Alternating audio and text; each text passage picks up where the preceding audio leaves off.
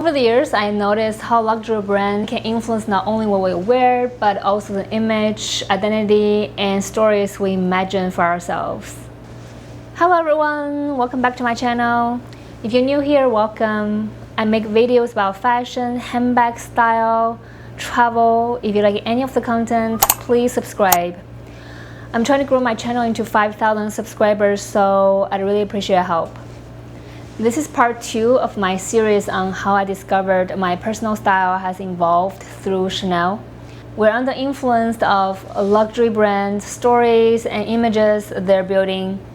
Sometimes that image aligns with who we truly are, sometimes it doesn't. But even the things we outgrow can teach us something about ourselves. In episode 1, I talked about how I sold my dream Chanel classic flap recently, which got me thinking about how I want my personal style to grow along with the luxury brands. If you haven't watched part 1 of the series, I'll link the video here. Be sure to check it out, and I'm curious about the stories you're telling and which designer brand has influenced you along the way. In today's episode, I want to reflect on how I view Chanel as a brand, how it has grown and evolved just like us, and how the different eras of Chanel have reflected on my own personal style journey. Grab some wine, get comfortable, let's talk. When we talk about Chanel, we can't skip Karl Lagerfeld. When I first fell in love with Chanel, that was the version I understood. Karl made Chanel feel like an entire universe, and buying into Chanel felt like buying a small entrance into that world. At this stage of my life, I wanted style to be recognizable. I wanted to communicate confidence, taste, and even privilege before I had to explain myself. Looking back, I wasn't only buying the object, I was buying the person I imagined carrying it. Karl really built a Chanel that my fantasy was based on. In my opinion, he dedicates his whole life to build Chanel as a fantasy. He was so dramatic in the best way because he was able to bring his visions and his own imagination to life through the house. It would be privileged and fun to work with him and bring all of the versions to life. Maybe another life. He was with Chanel from 1983 to 2019. For as long as I can remember, that was a version of Chanel I knew. Of course, it's 90s aesthetics, the looks are so different. Skinny jeans are all over the place, and more fitted silhouettes were considered chic. Being slender was treated as the beauty ideal. The fashion was heavily influenced by the pop culture. I didn't think chic was a word I was constantly using back then. We had a word in Chinese back then called chao, meaning you always wear the most latest fashion piece. In my opinion, that is so different from what we call chic today. Of course, that's a different topic we will expand on next time. Through his design, I see his attitude was ironic, playful. If I were to describe Karl Chanel as a personality, she would be a woman with attitude. She has an impeccable taste. She has an edge, and she can be really picky. I've chosen a few shows that I think represent him and still give me chills. So let's talk about them. First one is the 2014 supermarket show, which is one of my personal favorites.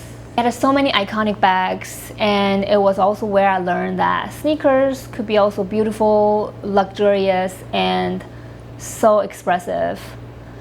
There was a Chanel supermarket basket, the skinny leggings. Personally, they're not my favorite, to be honest. And the plastic bag with a green tag outside of the classic flap. He's really having his fun there. And there was a space show with the glittering Chanel boots all over the place and the rocket inside of the Grand Palais. I also wonder if the aliens are actually dressing like that.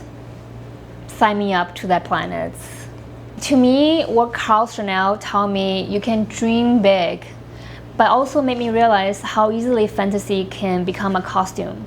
When you're trying to embody somebody else's idea of elegance, I think Karl really made a universe of Chanel, and Virginie came and she changed the Chanel to a completely different world.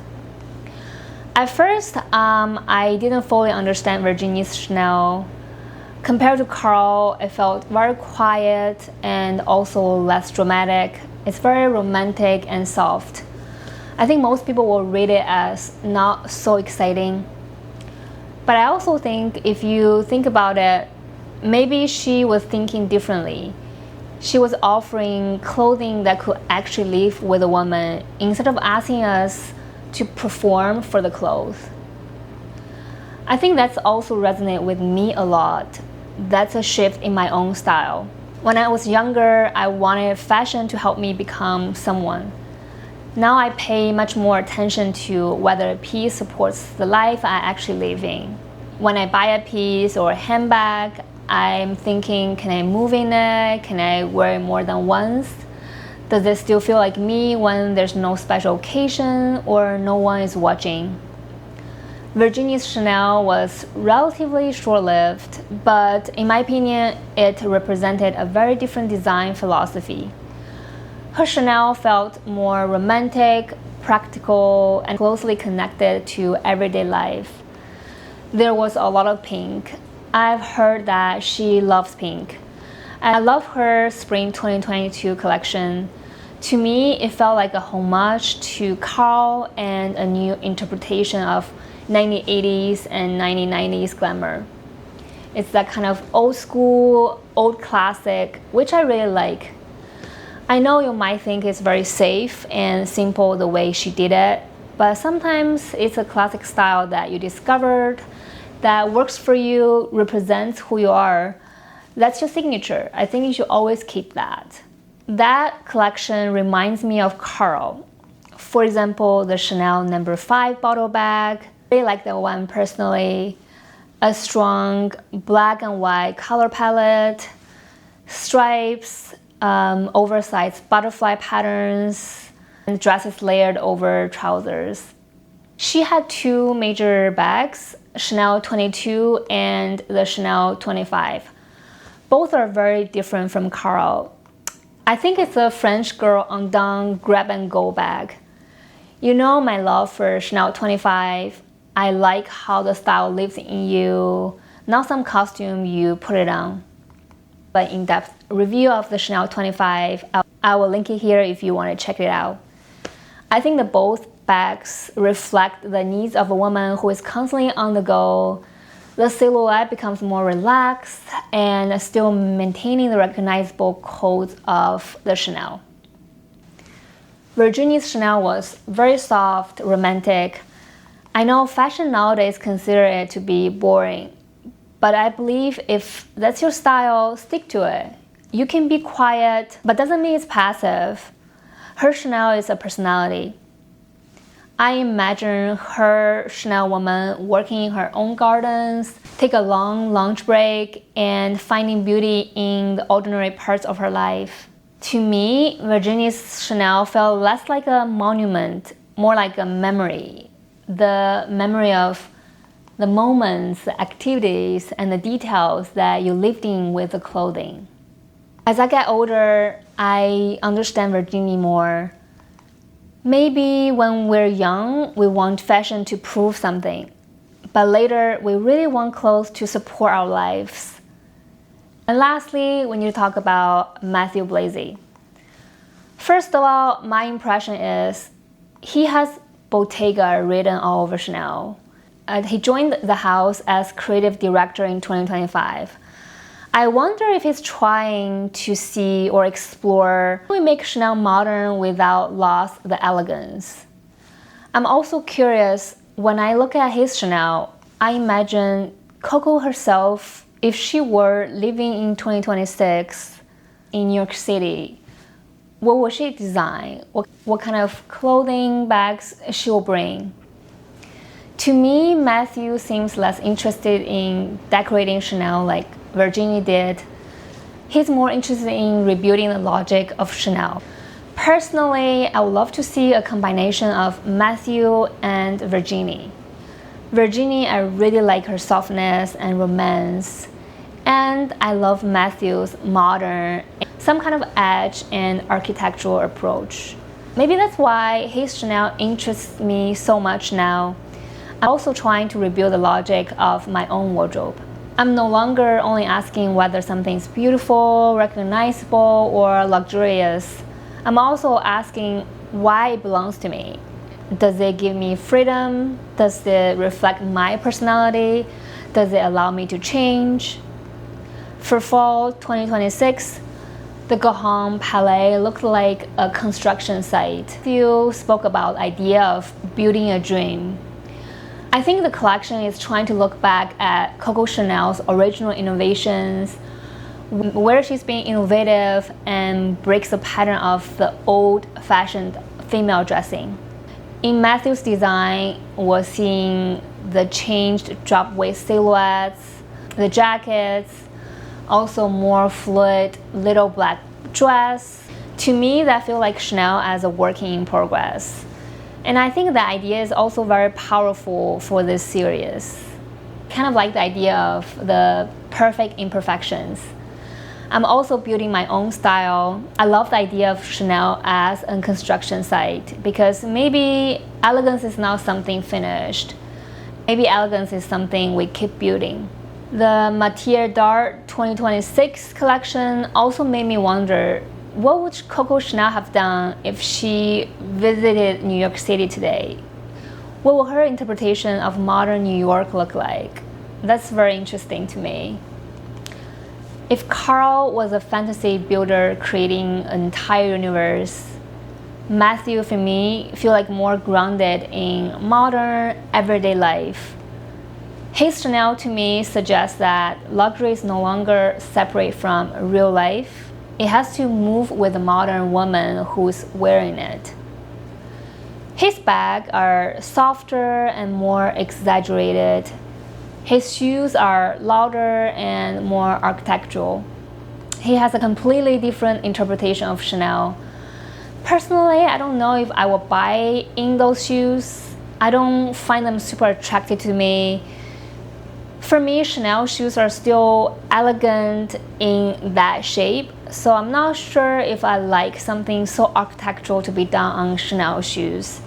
If I really want something so architectural, I have other brands I can choose from.